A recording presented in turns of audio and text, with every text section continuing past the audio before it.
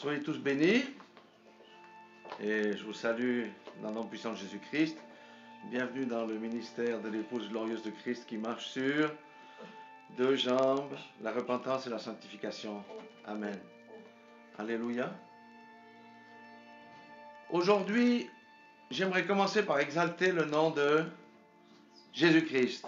Amen. Qui est le nom au-dessus de tout nom. Amen. Alléluia. Et tout genou fléchira devant ce nom-là. Amen. Vous savez, dans l'Ancien Testament, Dieu s'était révélé à Moïse en tant que « Je suis ». Amen. Alléluia. Les Hébreux lui avaient donné un nom, c'est Dieu qui leur avait dit, c'est Yahweh.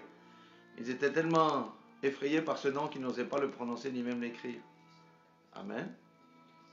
Donc, le Dieu de l'Ancien Testament était réservé uniquement aux Juifs. Alléluia. Lorsque nous chassons les démons aujourd'hui, est-ce que nous chassons les démons au nom de Yahweh? Est-ce que nous guérissons les malades au nom de Yahweh? Non. Pourquoi? Parce que Jésus-Christ, Yahshua HaMashiach, Jésus-Christ, Jésus homme, trait d'union, Christ, le Messie loin de l'Éternel, Dieu lui-même, Emmanuel, descendu sur la terre. Amen. Donc Jésus-Christ, c'est le lien entre le terrestre, Jésus, et le céleste avec Christ. Amen. Et le trait d'union, c'est la réconciliation de Dieu avec l'homme par son sacrifice à la croix de Golgotha. Voilà pourquoi il est bon d'exalter le nom de Jésus-Christ et de tout faire au nom de Jésus-Christ. Et du reste, c'est pour ça que nous baptisons au nom de Jésus-Christ, celui qui a donné sa vie pour nous, qui nous a assuré la rédemption et qui nous procure le salut. Amen. Et nous sommes dans les temps où nous devons comprendre qu'est-ce que ça veut dire ce verset que nous répétons de façon mécanique. Oui, Jésus-Christ, je suis le chemin, la vérité, la vie. Amen. Nous devons entrer dans ce verset. Je suis le chemin. Ça veut dire que nous devons marcher sur le chemin étroit. Amen. En écoutant ce que Jésus a dit, en pratiquant ce que Jésus a dit. En proclamant la vérité, non pas la vérité des hommes. Amen. Mais la vérité de la parole de Dieu. Parce que Jésus est la parole. Ses paroles sont esprit et vie. Amen. Nous devons exalter le nom de Jésus-Christ parce que c'est le nom au-dessus de tout nom. Amen. C'est le trait d'union qui réconcilie le terrestre avec le céleste. Alléluia. Et nous vivons dans les temps qui vont manifester la nature de chacun et de chacune d'entre nous. Amen. Alléluia. Aujourd'hui, j'aimerais vous parler de la pêche. Amen. Alléluia. Alléluia. Donc, qu'est-ce que vient faire la pêche dans l'évangile? Bien, on en parle beaucoup. On parle du filet. On parle du filet qui est sur la terre. On parle du filet qui attrape les poissons. Amen. Alléluia. Et si je vais vous parler de la pêche, c'est parce que nous avons beaucoup à dire là-dessus. Alléluia. Jusqu'à maintenant, jusque dans les temps dans lesquels nous vivions, jusqu'à aujourd'hui, on va dire, en cette période, la Bible dit que la prostituée était assise sur les grandes eaux. Amen. Dans les grandes eaux, si on prend la chance littérale, qu'est-ce qu'il y a? Il y a des poissons. C'est dans Apocalypse 17, verset 15. Et qu'est-ce que faisait le diable? Il allait pêcher dans cette grande mer, dans ces grandes eaux, en jetant son filet. Amen. Et je vais vous donner quelques explications, vous comprenez bien la chose. On fait la pêche en haute mer aujourd'hui dans le monde avec ce qu'on appelle un chalutier, c'est un bateau assez grand qui jette un chalut qui est un filet. Amen. Maintenant, le filet là, il faut bien vous imaginer, il a 600 mètres de long. Ça veut dire 2 fois la hauteur de la tour Eiffel. Je ne sais pas si vous vous rendez compte.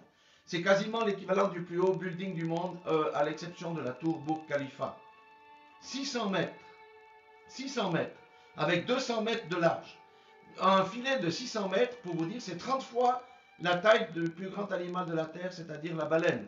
Amen. Même la baleine se sent petite dans un filet comme ça. Alors imaginez les autres poissons. Donc, qu'est-ce qui se passe? Les pêcheurs jettent le chalut et il ramasse tous les poissons qui entrent dans la nasse et ils sont prisonniers. Et ensuite, il ferme le filet et il le met sur le pont et il récolte les poissons. Amen. Alléluia. C'est une réalité. Donc, qu'est-ce que ça veut dire? Quand on est dans... Vous savez, les poissons, ça représente l'homme. Quand l'homme est à l'aise, même dans un filet assez large, il ne sait pas qu'il est emprisonné.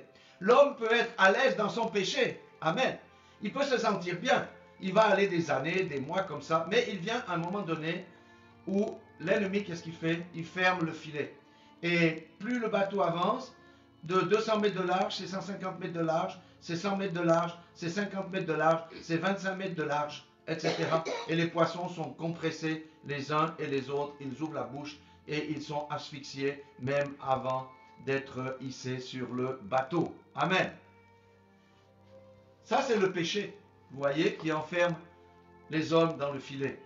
Il y a des filets, par exemple, dédiés aux impuretés. Satan jette son filet, il attrape les hommes. Il y a des filets qui sont dédiés à la religion. Il jette son filet, il attrape les hommes.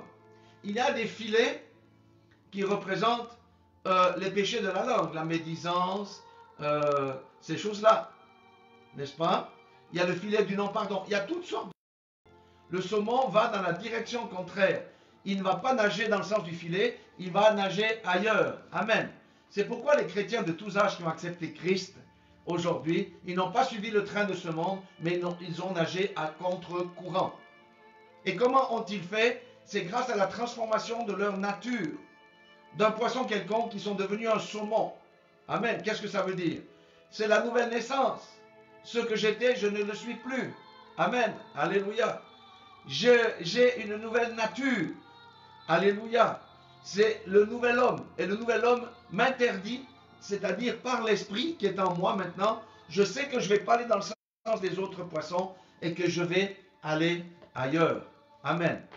Et comment fait-on ça? Par la repentance. C'est pourquoi notre ministère est vraiment lié à la repentance. Et comment s'éloigne-t-on de ces voies-là pour aller sur le chemin étroit? Parce que Jésus est le chemin. Amen. Nous marchons dans la sanctification. Et c'est un chemin où la majorité ne marche pas. Mais il y a une grande moisson qui doit encore arriver.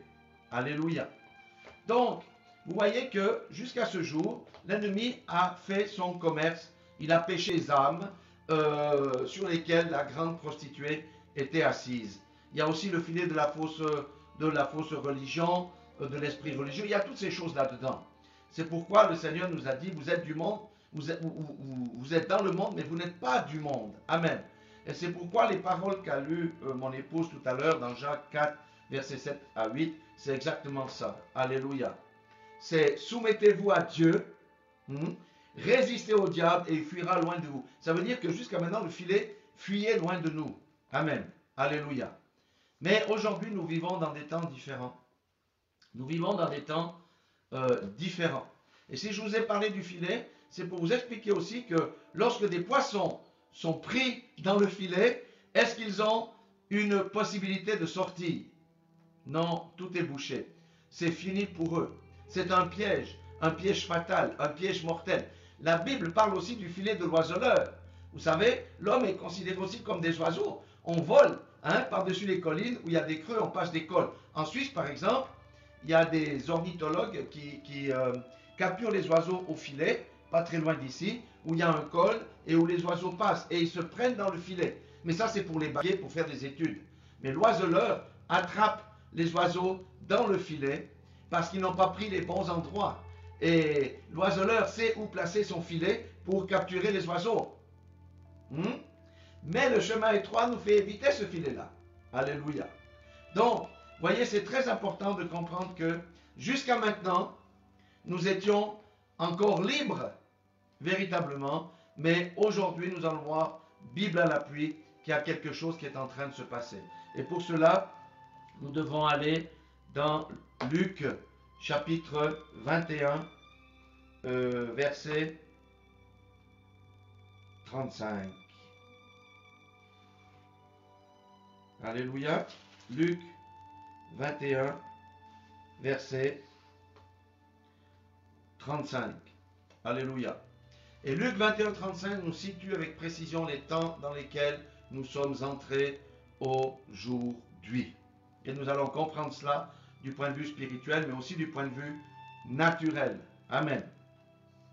Luc 21, chapitre 35. Que dit la parole ici? Il parle d'un jour. Amen. Il parle d'un jour.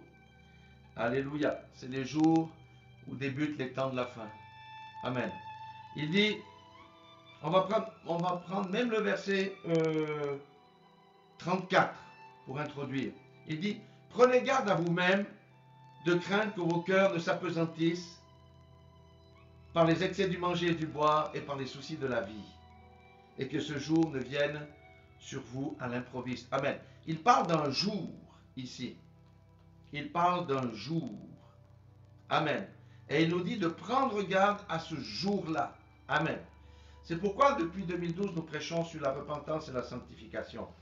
À ce que vos cœurs ne vous apesantissent par les excès du manger et du boire et par les soucis de la vie. N'est-ce pas dans nos civilisations occidentales, un des grands risques que nous avons aujourd'hui, c'est de nous appesantir par les excès du manger et du boire. Ça veut dire par le confort de la vie moderne. Et lorsque le cœur est appesanti, il se ferme à Dieu. Il n'entend plus la voix de Dieu. Il ne bat plus pour Dieu. Il s'endort. Et l'Église s'est endormie à cause de ce confort matériel que nous avons, entre autres, dans ce monde moderne. Alléluia. Et regardez aujourd'hui les soucis de la vie. Est-ce que nous ne sommes pas dans les temps où les soucis de la vie commencent à miner plus d'un? Oui, nous sommes dans ces temps-là, chers frères et sœurs. Il ne faut pas se voiler la face. Amen.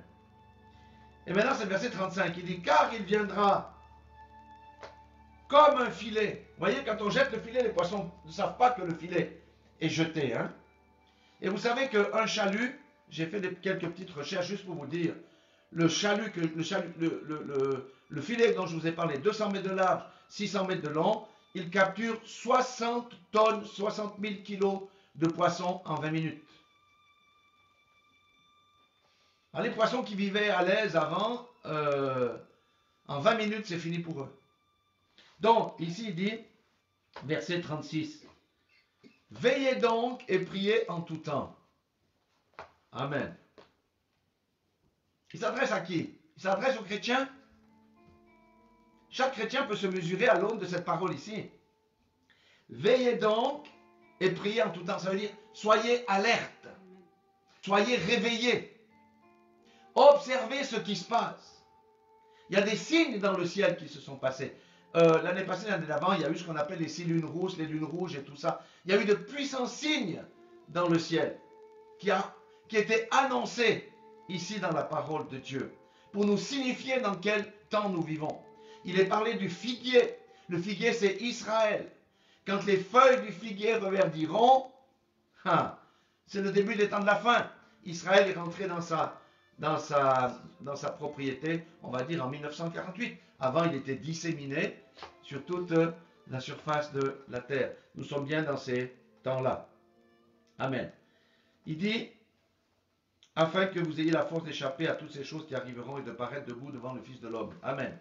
Aujourd'hui, nous sommes dans les temps où le filet a été jeté sur toute la terre. Et ça, ce n'est pas le filet de l'ennemi, hein?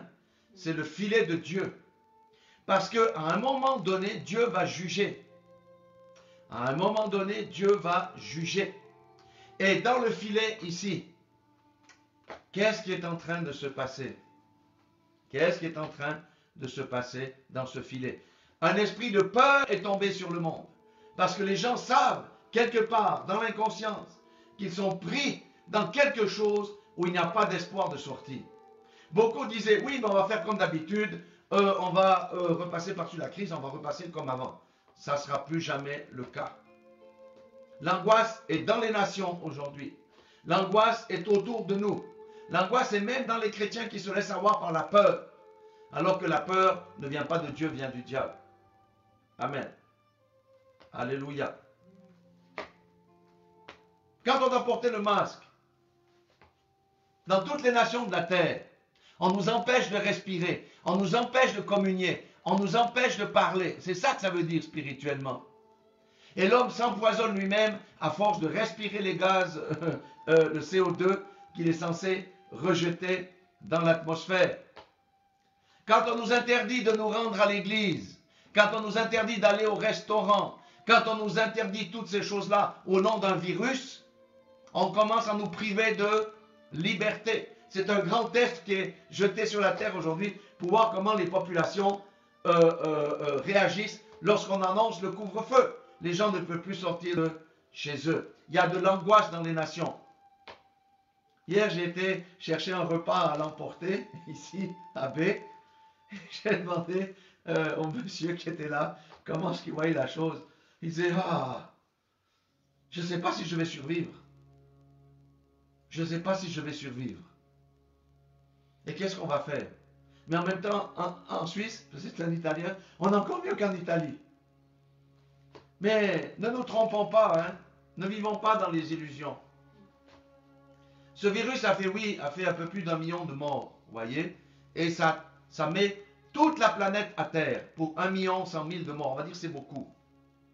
J'ai fait quelques recherches juste pour vous dire. Il y a 15 000 personnes par jour qui meurent de faim dans le monde, dont 10 000 enfants. Ça fait combien de millions par année? Ça fait 45 000 morts par mois. X 12, 48, 54 millions. Je ne sais plus combien ça fait. Enfin, peut-être je me trompe dans le 5 400 000, etc. Donc, vous voyez, c'est vraiment énorme. Le palu, la malaria, il y a des centaines de milliers de personnes qui meurent. Est-ce qu'on fait des cirques pareils? Non, on ne fait pas des cirques pareils. On les laisse mourir. Ou on leur fabrique des vaccins. Ou des choses comme ça, dont la plupart n'ont pas le droit d'avoir parce qu'ils n'ont pas l'argent. Le monde est méchant. La méchanceté du monde tue aujourd'hui. Sans compter tous les avortements, toutes ces choses que l'homme fait.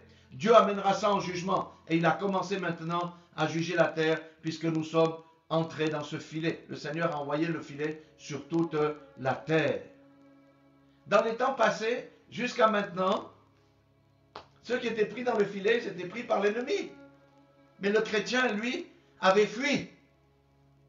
Il était un saumon. Le saumon est remonté à la source.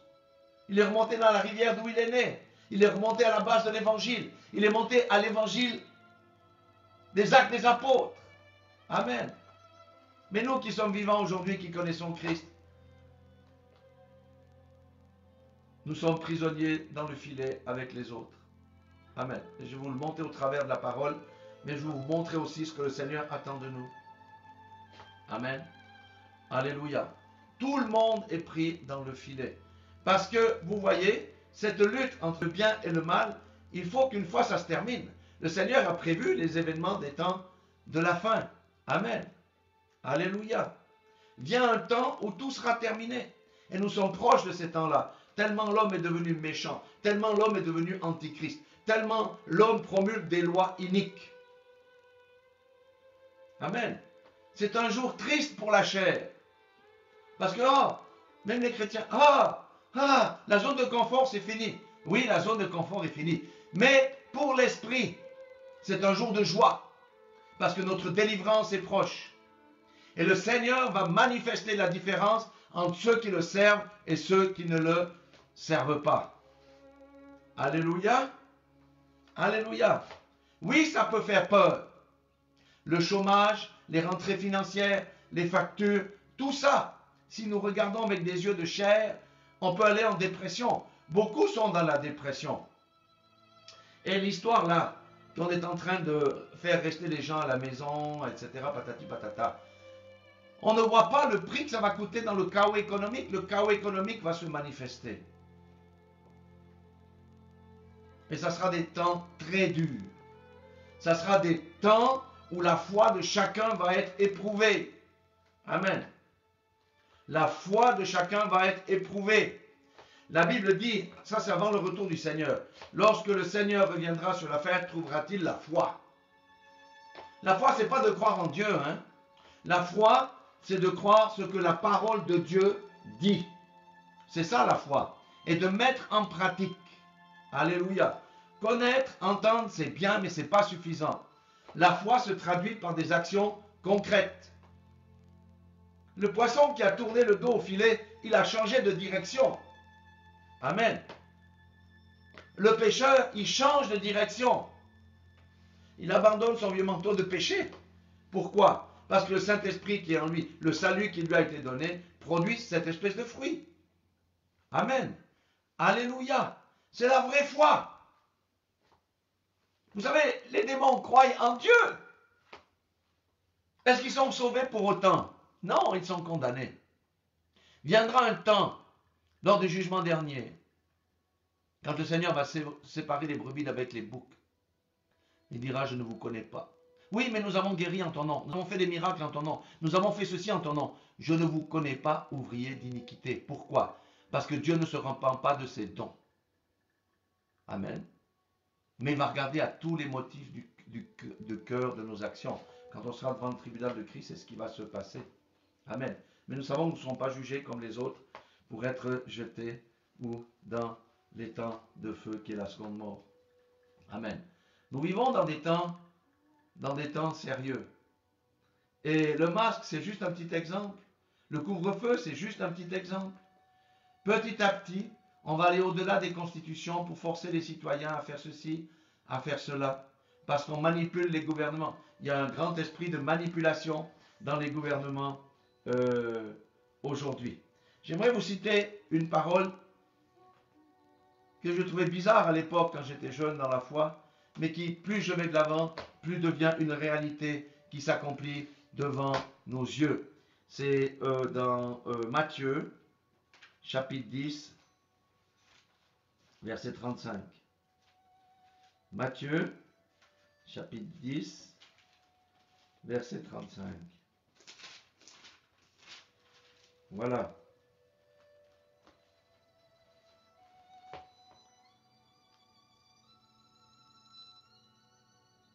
Verset 34, on va commencer par 34. Ne croyez pas que je suis venu apporter la paix sur la terre. Jésus a toujours été une source de division. Dans le peuple, parmi les docteurs de la loi, les pharisiens. Nicodème était venu chez lui, par exemple. Il n'était pas en accord avec les autres. Parmi le peuple, il y en a certains qui, qui le suivaient, certains qui le rejetaient. Pourquoi? Parce que suivre Jésus, c'est faire des choix. On ne croit pas en Jésus et on vit comme on a envie de vivre. On ne suit pas Jésus en marchant dans les voies que nous avions avant de connaître Jésus. Ça, c'est un évangile de mort. Non. On suit Jésus et avec la suite de Jésus, il y a le mot persécution. Bien sûr qu'il y a les bénédictions. Mais il y a le mot persécution et nous allons de plus en plus vers ici. Si ma fille m'avait transmis une information concernant le Parlement en France, le Sénat, ils appellent ça les sénateurs, la question de la liberté religieuse a fait surface. Et quelqu'un a dit, un sénateur, a dit, mais ne trouvez-vous pas ridicule qu'on interdise les cultes, on interdise les cultes, on ferme les églises, alors que nous sommes plus de 400 députés ici dans la même salle? Il y a eu tous des échanges et ils ont voté. Et bien entendu, la vaste majorité a dit non à la liberté de culte. Mais il y avait quand même 150 qui étaient pour. Vous voyez, division. Division. Il ne faut pas mettre la tête dans le sable comme font les autruches.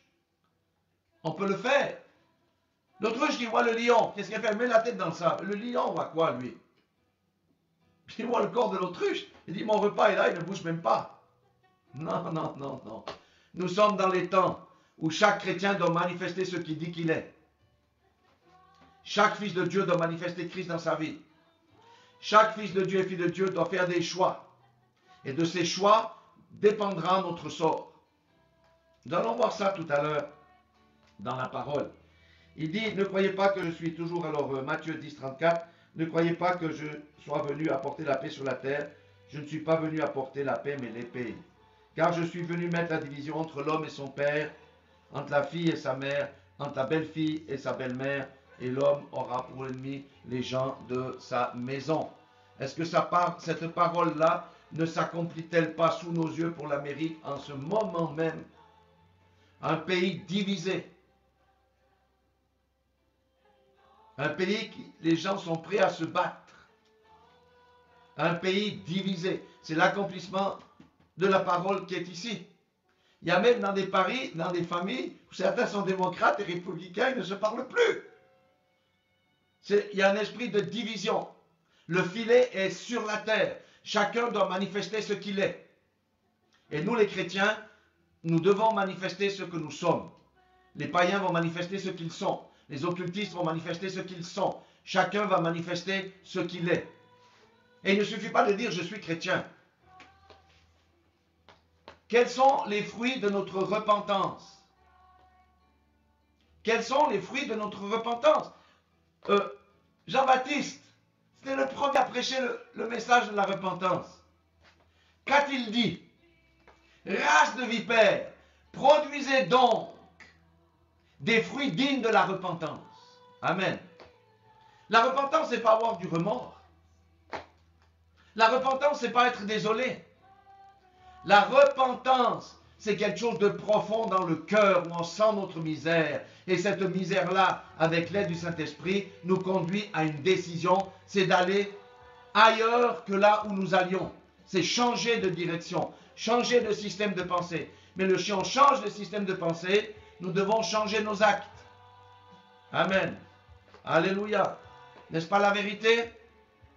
Jésus n'est pas venu apporter la paix sur la terre. Il est venu apporter la division. Et nous sommes dans les temps de la division. Les partis politiques sont divisés. Les familles commencent à être divisées. Des nations entières sont divisées. Les continents sont divisés les uns entre les autres. Parce que nous sommes dans les temps où le filet a été jeté sur la terre. Alléluia.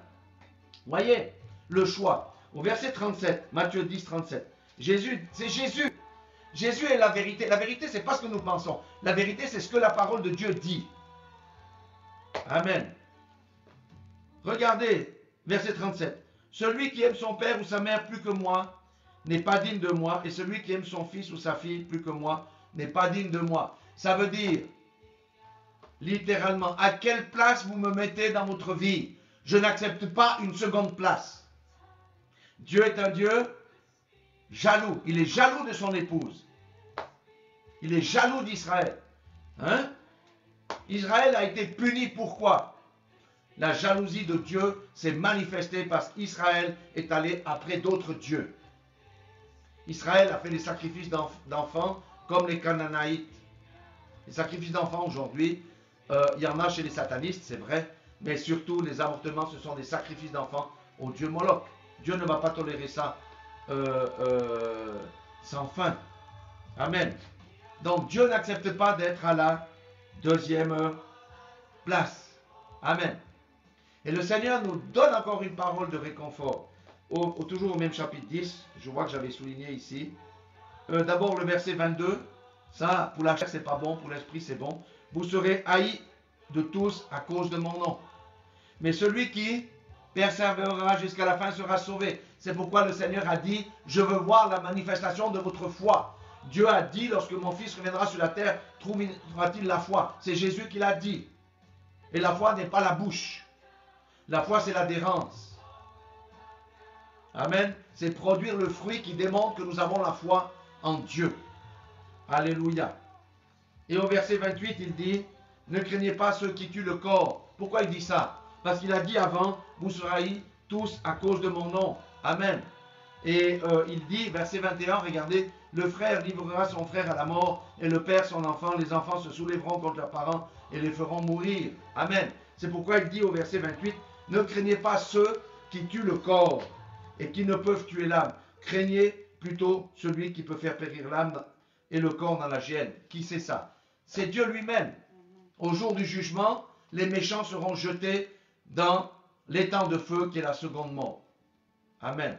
C'est là la géhenne. Et c'est là qu'ils périront, comme il est dit ici, celui qui peut faire périr l'âme et le corps dans la géhenne. Amen.